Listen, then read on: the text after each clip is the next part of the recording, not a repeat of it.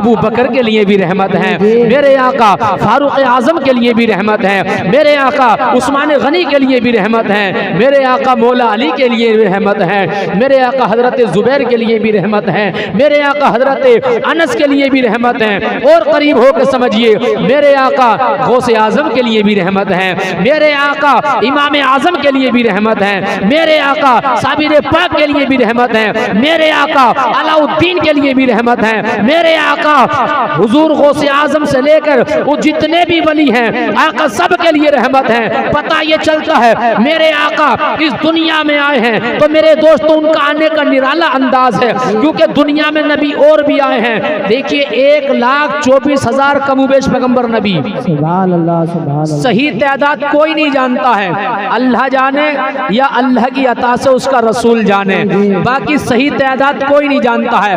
1 लाख कम या ज्यादा, 1,24,000 कम या ज्यादा, मेरे दोस्तों सही तादाद तो नहीं मालूम, लेकिन सबके आने का जो अंदाज है ना वो अलग अलग है, क्योंकि हजरत आदम आए तो रहमत लेकर आए, हजरत शीश आए तो रहमत लेकर आए, हजरत याकूब आए तो रहमत लेकर आए। ये जितने भी अल्लाह के नबी हैं अल्लाह ने जब इन्हें भेजा है तो रहमत लेकर भेजा है। लेकिन जरा सुनिएगा, मुस्तफ़ा जाने रहमत, शमे बज़ में हिदायत, काली कमली वाले आका, काली जुल्फों वाले आका जब इस दुनिया में तशरीफ ला रहे हैं तो इनके आने का अंदाज निराला है। अरे जितने भी नबी आए हैं ये रहमत लेकर आए हैं, लेकिन अल्लाह ने जब अपने महबूब को, दाने गयूब को, अहमद मुजतबा को, मोहम्मद मुस्तफ़ा को इस दुनिया में भेजा है तो रहमत लेकर नहीं भेजा, बल्कि सर से पांव तक रहमत बनाकर भेजा है। नारे तकबीर, नारे तकबीर, नारे रिसालत, मसला के आला हजरत, उलमाए अहले सुन्नत,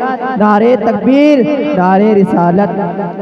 रहमत बनाकर भेजा, वो रहमत लेकर आए और मेरे आका रहमत बनकर आए। और हकीकत भी दोस्तों अल्लाह ने ना, यूं तो सारे नबी जो है लाजवाब हैं, अगर कोई अदनासी भी तौहीन किसी नबी की बारगाह में करता है वो ईमान से खारिज, समझ लेना मेरी बात। तो हम किसी नबी का मर्तबा घटाते नहीं हैं, हाँ हम सबको मानते हैं, सारे नबियों को, मगर सबसे अफजल, सबसे आला हम अपने मुस्तफ़ा को मानते हैं। सुभान अल्लाह सुभान अल्लाह सुभान अल्लाह। समझ रहे ना मेरी बात, सबसे आला, सबसे अफजल, तभी तो आला हज़रत कहते हैं सबसे ओला व आला हमारा नबी, दोनों आलम का दूल्हा हमारा नबी, और सारे ऊंचों में ऊंचा समझिए जिसे है उस ऊंचे से ऊंचा हमारा नबी, हमारा नबी, और सारे अच्छों से अच्छा समझिए जिसे है उस अच्छे से अच्छा हमारा नबी, हमारा नबी। कौन देता है देने को मुंह चाहिए, देने वाला है सच्चा हमारा नबी, हमारा नबी। हम नबी का जिक्र कर रहे हैं, किसी के बाप का जिक्र नहीं कर रहे हैं, नबी पाक का जिक्र कर रहे हैं। और देखिए अल्लाह ने ना ऐसा बनाकर भेजा, आप तवज्जो रखें, 1,24,000 कमोबेश पैगंबर नबी आए, अल्लाह ने सबसे लाजवाब कैसे बनाया जरा सुनिए आप। जितने कमाल ना अल्लाह ने हजरत आदम को दिए वो कमाल सब मेरे नबी के अंदर मौजूद। जितने कमाल हजरत शीश के अंदर, वो सारे कमाल मेरे नबी के अंदर मौजूद। यूं कहिए मेरे नबी के अंदर मूसा का जलाल भी है, जी जी बाबा, मेरे नबी के अंदर यूसुफ का हुस्न भी है, मेरे नबी के अंदर इब्राहिम का तकवा भी है। ऐसी कोई खासियत नहीं है जो मेरे नबी में ना हो। ये सुभान अल्लाह। यूं मिसाल समझ लीजिए, अभी मोबाइल तो आप सभी चला रहे हैं, पहले जो मोबाइल चलते थे ना इनमें ये सारे काम नहीं होते थे जो आज हो रहे हैं। कुछ में तो दोनों तरफ से पैसे कटते थे, अगर वो सुन रहा कॉल तो उसके भी पैसे कट रहे हैं, जो कर रहा उसके भी पैसे कट रहे हैं। लेकिन बाद वाला थोड़ा अच्छा आया, कुछ सुकून मिला, करने वाले के पैसे कटते थे, सुनने वाले के पैसे, उसके बाद और अच्छा आया, एक सिम थी तो 2 सिमें आ गई। लेकिन तवज्जो रखना मेरी बात पर, जो खूबियां पहले वाले मोबाइल में थी ना वो इस वाले में भी हैं, मगर जो खूबियां इसमें हैं वो पहले वालों में ना थी। जी जी, समझ रहे ना मेरी बात। 2G चला, 3G चला, 4G चला, 5G की तैयारी है, चलो हाँ आ गया होगा या आ जाएगा जो भी है, और भी पता ना कौन कौन सा आगा भी तो। तुम्हारे बच्चे पता ना कौन कौन सा चलाएंगे। अल्लाह तुम्हारी भी शादी जल्दी करा दे। सुभान अल्लाह, सुभान अल्लाह। शादी के नाम से बड़े मुस्कुरा रहे हो। अल्लाह इकराम भाई की भी जल्दी करा दे। सुभान अल्लाह, सुभान अल्लाह। मैं तो सबके लिए कहूँगा, हमारे घरों में जो भी जवान बच्चे बच्चियां, अल्लाह सबके अच्छे अच्छे रिश्ते अता फरमा दे। आमीन।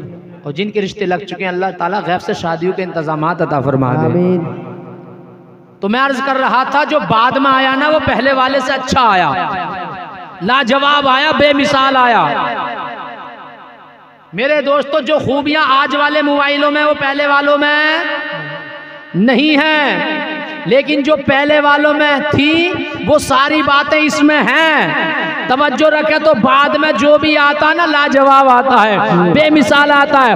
ऐसी अल्लाह ने मेरे दोस्तों इस दुनिया में नबी भेजे हैं, सारे लाजवाब हैं, सारे बेमिसाल हैं, लेकिन सबके बाद में मेरे नबी आए हैं तो इन सब में लाजवाब आए हैं। जितनी खूबियां इन सारे नबियों में हैं वो सारी खूबियां मेरे नबी में है, मगर जो मेरे नबी में है वो किसी में नहीं है। बल्कि मैं तो कहूंगा, जो सारे नबियों को दिया वो हमारे नबी को दिया, और जो हमारे नबी को दिया वो किसी को ना दिया। सुभान अल्लाह, सुभान अल्लाह, सुभान अल्लाह। अच्छा, यूं समझ लें, अभी आप बागीचे में जाएं और माली से कहें भाई कौन कौन से फूल हैं, तो चलाक माली होगा ना, चलाक, तो वो तुम्हारे सारे बाग का चक्कर नहीं लगवाएगा, वो ना एक गुलदस्ता बना के रख लेगा। जितने भी फूल है ना उसके बाग में सब तोड़ेगा एक एक, वो सब एक जगह इकट्ठे कर लेगा। ग्राहक आएगा, लो साहब मेरे बाग में तो इतने फूल हैं, उसमें गुलाब का, चमेली का, जासमीन का, गेंदे का, जो भी है सारे फूल एक जगह। ग्राहक आया, हाँ भाई इसमें इतने फूल हैं, ठीक है। तो यूं मान के चलो, अल्लाह ने जो सारे कमाल सारे नबियों में दिए हैं ना वो इकट्ठे मोहम्मद में जमा कर दिए। जी सुभान अल्लाह, सुभान अल्लाह। अब तुम्हें किसी नबी के भी कमाल देखने हैं तो कहीं जाने की जरूरत नहीं है, मोहम्मद को देख लो, सबके कमाल मिल जाएंगे। सुभान अल्लाह, सुभान अल्लाह। और जरा सुनो, अब कमाल भी आप समझें। देखिए, नबी करे तो उसे मौजज़ा कहते हैं। नबी का कमाल को क्या कहते हैं? अल्लाह का वली करे तो करामत कहते हैं। क्या कहते हैं? हाँ, ये दो बातें सुन लें आप। अल्लाह का वली करे उसी काम को तो करामत, और अल्लाह का नबी करे तो, इतनी घूर के देख रहे हो, बोल रहे हो नहीं, मौजज़ा। अच्छा, मौजज़ा समझते हैं कि बताओ? पहले कोई हाथ उठा के बताओ जो मौजज़ा समझते हो। सबकी नींद भाग गई। देखो, मौजज़ा इसे कहते हैं, जैसे गौसे आजम ना मुर्दों को जिंदा करते हैं। सुभान अल्लाह, सुभान अल्लाह, सुभान। ये अल्लाह के वली की करामत है। जी चांद के 2 टुकड़े करना, ये मेरे नबी का मौजज़ा है। जी सूरज को बुलाना, ये मेरे नबी का मौजज़ा है। कंकर से कलमा पढ़वाना, ये मौजज़ा। ऐसे कमाल जो हमारी समझ में ना आए, हमारे दिमाग में ना आए, हमारी सोच वहां खत्म हो जाए, उसी काम को अल्लाह का वली करे तो करामत, जी, और अल्लाह का नबी करे तो मौजज़ा कहते हैं। अब देखिए अल्लाह ने सबकी खूबियां कैसे जमा की हैं, आओ मैं बताऊं। मेरे दोस्तों, अल्लाह ताला ने ये कमाल जो हैं तो इन्हें मौजज़ा कहते हैं। अल्लाह ताला ने जब नबियों को भेजा है तो किसी नबी को एक मौजज़ा लेकर, किसी नबी को 2 मौजज़े लेकर, किसी नबी को 3 मौजज़े लेकर, किसी नबी को 4 मौजज़े लेकर, किसी नबी को 5 मौजज़े लेकर, किसी नबी को 6 मौजज़े लेकर, किसी नबी को 7 मौजज़े लेकर, किसी नबी को 8 मौजज़े लेकर, किसी नबी को 9 मौजज़े लेकर, और किसी नबी को, आप भी बोला, किसी नबी को 10 मौजज़े लेकर, और किसी नबी को 11 मौजज़े लेकर, और किसी नबी को 12 मौजज़े लेकर, और किसी नबी को 13 मौजज़े लेकर। अब बस इसी पर ठहर जाइए। 1,24,000 कमो बेश पैगंबर नबी इस दुनिया में तशरीफ लाए हैं, लेकिन अल्लाह ताला ने 13 मौजज़ों से ज्यादा किसी नबी को नहीं दिए हैं। लेकिन जब बारी आई आमना के लाल की, मदीने के ताजदार की, मालिक मुख्तार की, कमली वाले आका की, मुस्तफा जाने रहमत की, तो अल्लाह ताला ने जब इस दुनिया में अपने नबी को भेजा है तो एक मौजज़ा लेकर नहीं, 2 या 3 मौजज़े लेकर नहीं, 4 या 5 मौजज़े लेकर नहीं, 10 या 20 नहीं, 100 या 50 नहीं। मेरे दोस्तों, नबी जब दुनिया में आ रहे हैं तो ये मौजज़ा लेकर नहीं आ रहे, बल्कि सर से पांव तक अल्लाह इन्हें मौजज़ा बनाकर भेज रहा है। नारे तकबीर, नारे तकबीर, नारे रिसालत, मसलक आला हजरत, उलमा अहले सुन्नत, नारे तकबीर, नारे रिसालत। अच्छा एक बात बताओ, सब लोग बड़ा होना चाह रहे हो ना? यार अल्लाह में बड़ा, हर किसी की ख्वाहिश होती है हम बड़े हो जाएं, हम बड़े हो जाएं, हम बड़े हो जाएं।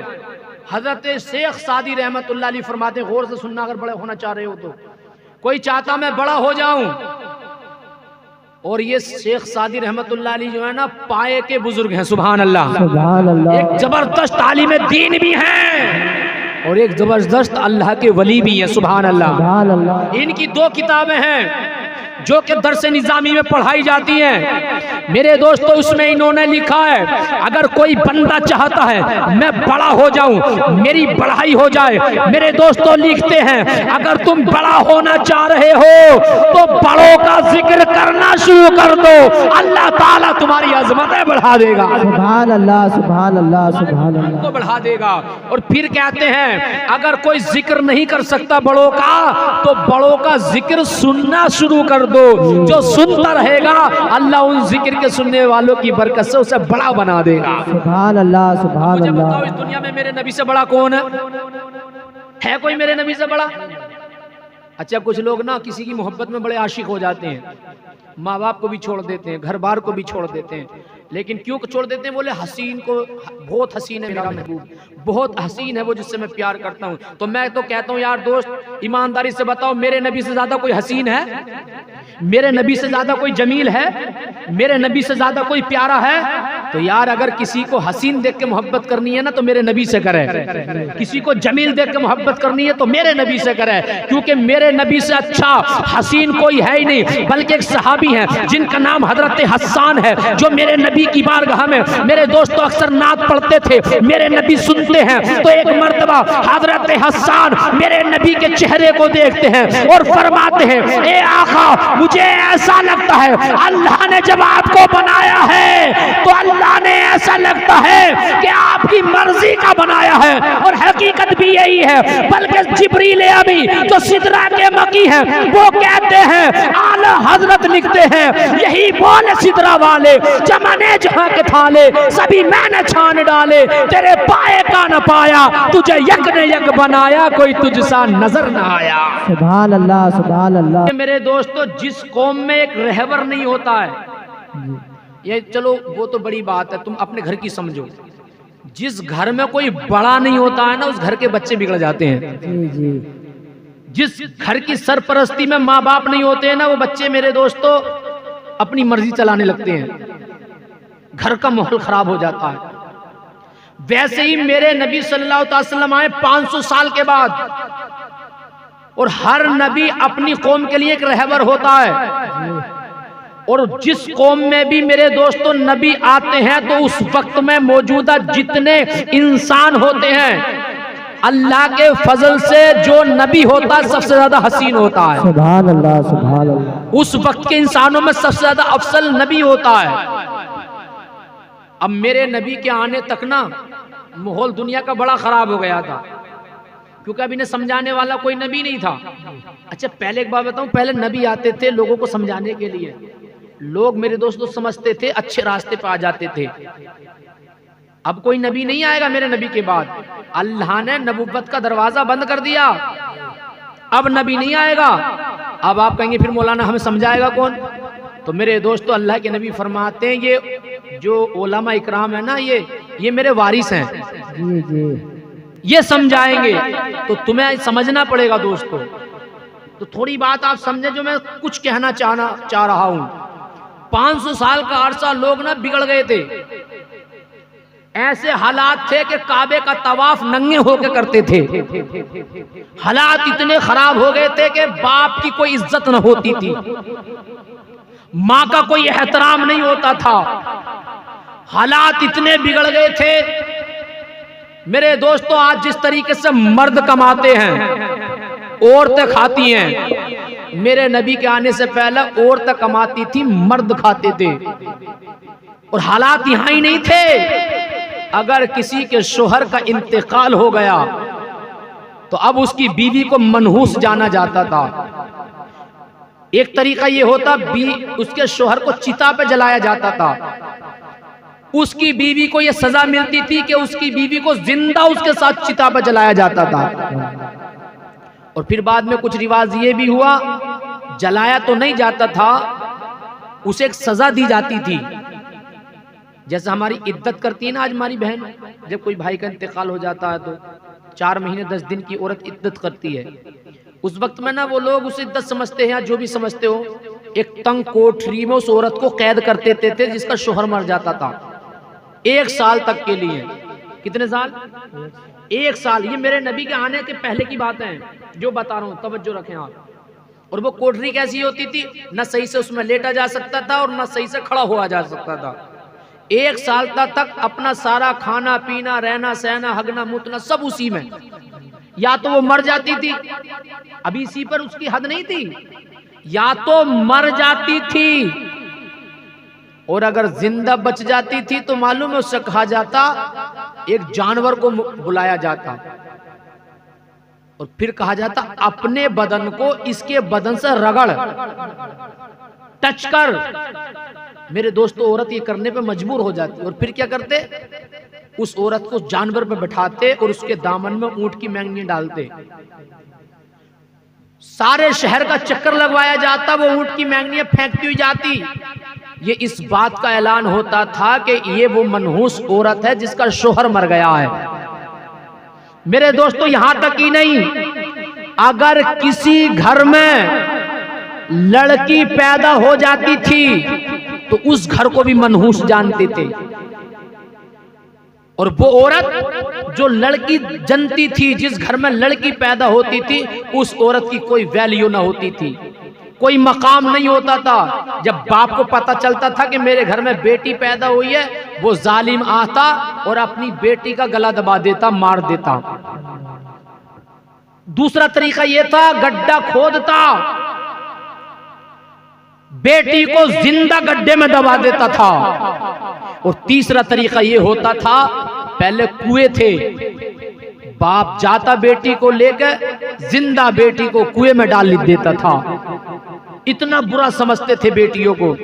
तो मेरे भाइयों, बुरा मत मानना, आज जो नबी की मिलाद नहीं मनाते ना, जिन्हें जलन होती है, जिनका दिल दुखता है, जो फतवे लगाते हैं नबी की मिलाद पे, मेरे दोस्तों, नबी का मिलाद बूढ़ों को भी मनाना चाहिए, क्योंकि नबी के आने से पहले बूढ़ों की कोई इज्जत न थी। नबी का मिलाद उन बूढ़ी औरतों को भी मनाना चाहिए जिनकी कोई वैल्यू, कोई मकाम न था मेरे नबी के आने से पहले। नबी का मिलाद उन बच्चियों को मनाना चाहिए जिन बच्चियों को जिंदा गला घोट के मार दिया जाता था। मेरे नबी का मिलाद उन बेवाओं को भी मनाना चाहिए जो बेवा होने के बाद शोहर की चिता के साथ उन्हें जला दिया जाता था। आज नबी की मिलाद से लोग कतराते हैं, मेरे दोस्तों अलग भागते हैं। अरे नबी का मिलाद उन्हें मनाना चाहिए मेरे दोस्तों जो नबी सल्लल्लाहु अलैहि वसल्लम आके जिन्हें जीने का ढंग नहीं आता था, जिनकी जिंदगी जंगली जानवरों से भी इंसानों की बदतर थी, जो काबे का तवाफ नंगे होकर करते थे, उन्हें मेरे दोस्तों नबी का मिलाद मनाना चाहिए। मेरे दोस्तों, एक बच्ची का वाकया है, एक इंसान कमाने के लिए बाहर जाता है, बीबी हमल से है और कह के जाता है, ए बेगम मेरी शरीक है, सुन ले, तेरे हमल में अगर लड़का हो, पैदा हो जाए लड़का, खुशी से पालना, अच्छे से पालना, परवरिश करना, तुझे इनामो इकराम में आकर दूंगा। लेकिन सुन, अगर लड़की पैदा हो जाए पालना मत, लड़की पैदा हो जाए गला घोट देना, मार देना, जिंदा मत रहने देना। मैं जा रहा हूं। तारीख में आता है दोस्तों, वो तो कह के चला गया, लेकिन यहाँ मेरी माँ और बहनें बैठी हैं। मेरे दोस्तों, जितनी तकलीफ लड़के की पैदाइश में होती है ना, उतनी तकलीफ लड़की की पैदाइश में भी होती है। मेरे दोस्तों, उंगलियां तो छोटी बड़ी हैं, मगर कोई सी भी काटोगे तो दर्द बराबर होगा। माँ को बेटे की भी इतनी खुशी होती है, माँ को बेटी की भी इतनी खुशी होती है। और एक बात और यार, उस जमाने में बेटियों को बुरा समझा जाता था, सब तो नहीं, आज भी कुछ हैं जो बेटियों को बुरा समझते हैं। जो मेरे दोस्तों अपने घर का कूड़ा समझते हैं, मेरे दोस्तों नहीं, ये बेटियां ना बड़ी बरकत वाली हैं। अल्लाह के नबी की हदीस है, जब घर में कोई खाने की चीज लाया करो तो सबसे पहले अपनी बेटी को दिया करो। सहाबा इकराम ने कहा रसूलल्लाह बेटी को क्यों दिया करें? कहा ये बेटी पराए घर जाने वाली चीज है, जब ससुराल में जाएगी क्या मालूम इसे कोई पहले दे या ना दे, तो ये सोच के सब्र कर लेगी, चलो यहाँ ना मिल लिया तो कोई बात नहीं, मेरे अब्बा ने मुझे ला के बहुत खिलाया है, सबसे पहले मेरे बाप मेरे हाथ में देते थे।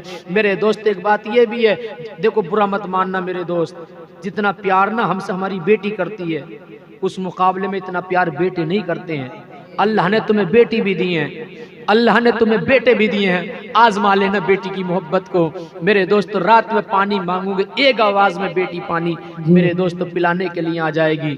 बेटे से अगर कह भी दो ना तो मोबाइल चला रहा होगा, 10-15 मिनट निकाल देगा, हाँ ला के दे रहा हूँ, हाँ ला के दे रहा हूँ। मेरे दोस्तों इसलिए ना बेटियों से प्यार करें। मेरे नबी ने बताया, और मेरे नबी ने तो उस वक्त में जब इंसान लोगों के गले दबा, औरतों के गले दबा देते थे, बच्चियों के गले दबाते थे, इनकी कोई वैल्यू न थी, ऐसे मकाम में मेरे नबी जब दुनिया में तशरीफ लाते हैं, आने के बाद मेरे नबी ने ऐलान फरमाया, अगर अल्लाह किसी को 3 बेटी दे और 3 बेटी के बाद वो अपनी बेटियों की अच्छी परवरिश करके उनका निकाह कर दे, मुस्तफा जाने रहमत इरशाद फरमाते हैं उसके बाप की जन्नत की जमानत मोहम्मद लेता है। सुभान अल्लाह, सुभान अल्लाह। ये मकाम बेटियों वालों का यार, मुझे बताओ कैसे संगे दिल इंसान होंगे वो यार, बताइए ख्याल नहीं आता था, एक छोटी सी बच्ची है मेरे दोस्तों गला दबा रहा है यार, उसका कैसा दिल होगा। मेरे दोस्तों देखो कुएं में डाल रहा है, उसे जरा ख्याल नहीं आ रहा कैसा दिल होगा। और यहाँ तक ही नहीं बल्कि दोस्तों मैं तो कहूंगा वो कैसा बाप होगा जो कह के गया था बेटी पैदा हो जाए तो मार देना। यार बाप तो मार ही रहे थे, लेकिन माँ में इतनी हिम्मत न थी जो मार देती। बच्ची पैदा हो गई, इनने सोचा भी तो शोहर के आने में वक्त है। पहले ना ये ट्रेनें ना थी, पहले काफलों के काफले जाते थे, कई कई साल में आते थे। ये कमाने गया हुआ था, इनने सोचा जब आने का वक्त होगा देखा जाएगा। उन्होंने अपनी बच्ची पाल ली, और पालने के बाद में कुछ होशियार हो गई। शोहर के आने से पहले पहले उसने मेरे दोस्तों अपनी पड़ोसन से बात कर ली और कहा, ए मेरी पड़ोसन, मेरा शोहर के आने का वक्त है, देख मेरी बच्ची बड़ी प्यारी है, जब वो आएगा ना मैं तेरे घर छोड़ दूंगी, इसलिए ना पड़ोस भी अच्छा होना चाहिए। पड़ोसन बोली ठीक है। शोहर के आने का वक्त वो मुख्तसर करके बता रहा हूं क्योंकि टाइम होने वाला है।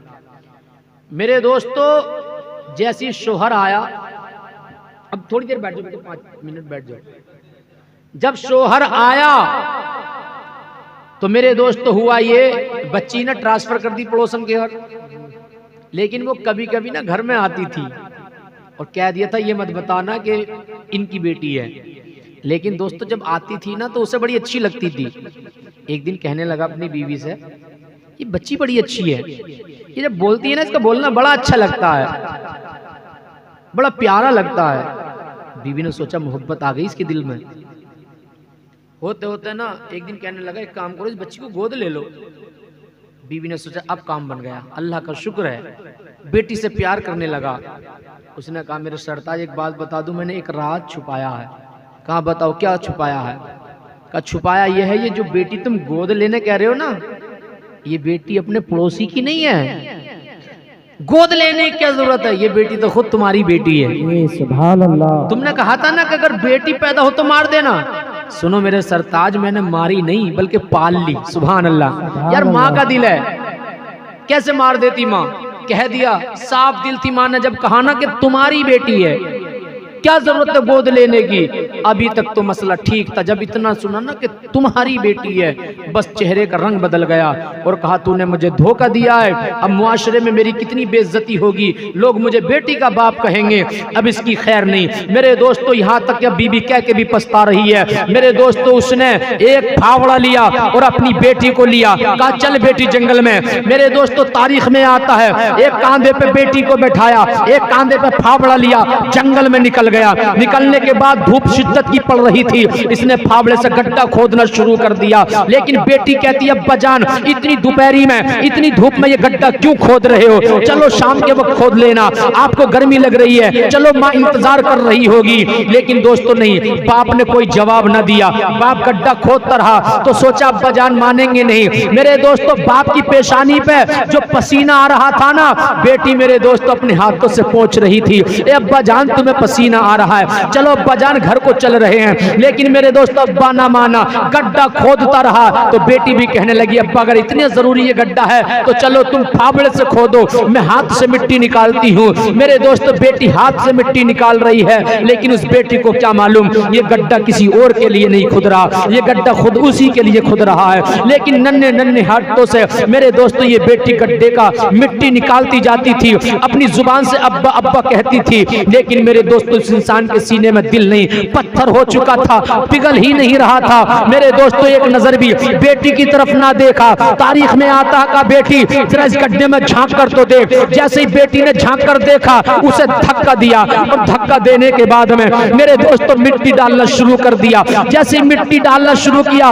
बेटी कहने लगी ए अब्बा जानिए क्या कर रहे हो, ए अब्बा जानिए क्या कर रहे हो, ए अब्बा जान मैं तुमसे कोई फरमाइश ना करूंगी, ए अब्बा जान तुमसे कोई खिलौने ना लूंगी, ए अब्बा जान तुमसे कोई मुतालबा ना करूंगी, ए अब्बा जान मेरी माँ इंतजार कर रही होगी, अब्बा जान मुझे निकालो। ये बाप बाप कह रही थी, लेकिन बाप मेरे दोस्तों एक कान नहीं सुन रहा था। जब सीने तक मिट्टी आ गई बेटी की आंखों में आंसू थे। बेटी कह रही थी अब्बा जान मुझे निकालो, मेरा दम घुट रहा है, ए अब्बा जान मैं मर जाऊंगी, ए अब्बा जान मुझे निकालो। मेरे दोस्तों गर्दन मिट्टी आ चुकी है, लेकिन मेरे दोस्तों ये बाप बाप कहती रही, लेकिन इसकी मेरे दोस्तों कान पर रूह न जिंकती थी। मेरे दोस्तों हद ये हुआ कि बेटी को मिट्टी से पाड़ दिया, वो बेटी को मरना पड़ा। लेकिन मेरे दोस्तों ये कैसा बाप था जो जरा सा भी ख्याल ना किया, अपनी बेटी को वहां मार चला आया और फकर कर रहा था। ये हाल था मोहम्मद के आने से पहले बेटियों का, लेकिन मैंने देखा इस दुनिया में आज का हाल ये है,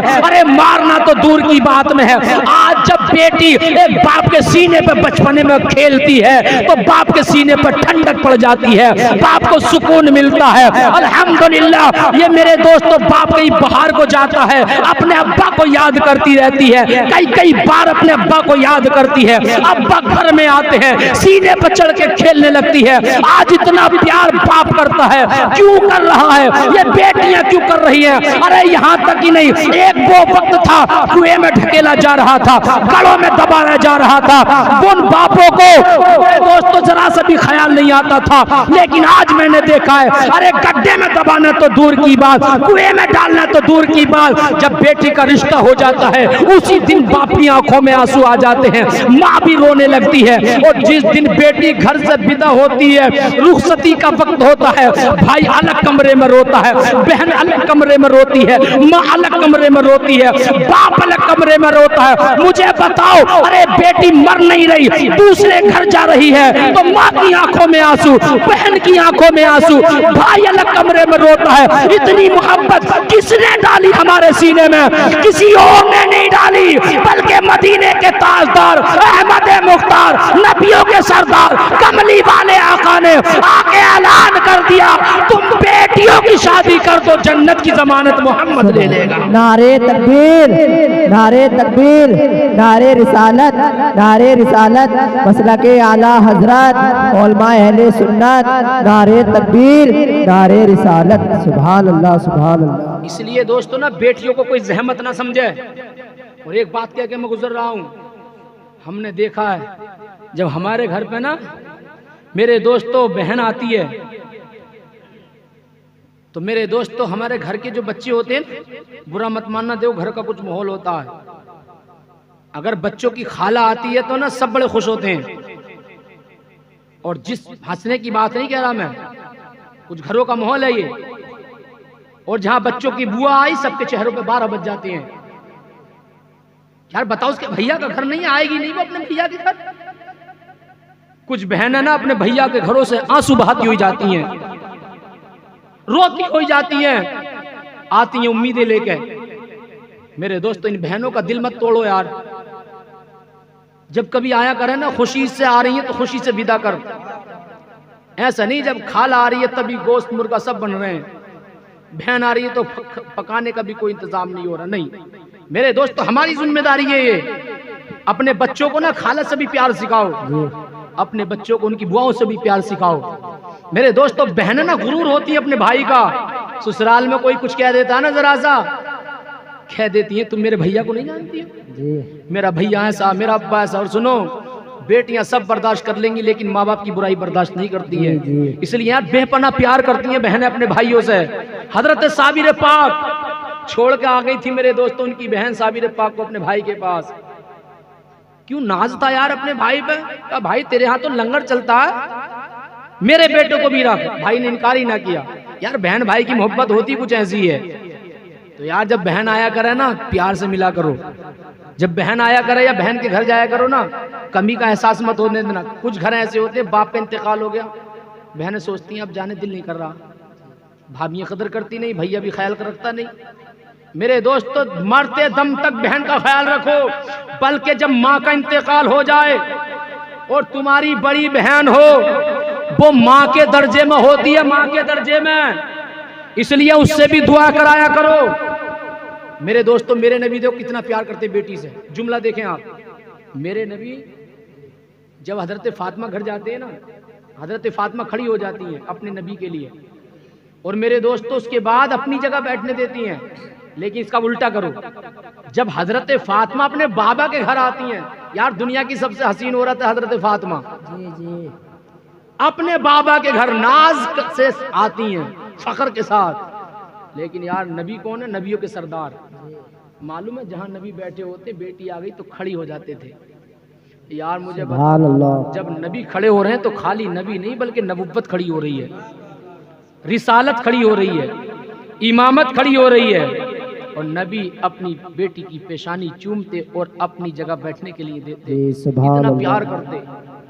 और मेरे दोस्तों, एक आखिरी बात ये भी है, मेरे नबी का जब विसाल का वक्त था ना करीब, अपनी बेटी को बुलाया और अपनी बेटी से कहा कान में कुछ, तो हजरत फातिमा रोने लगी।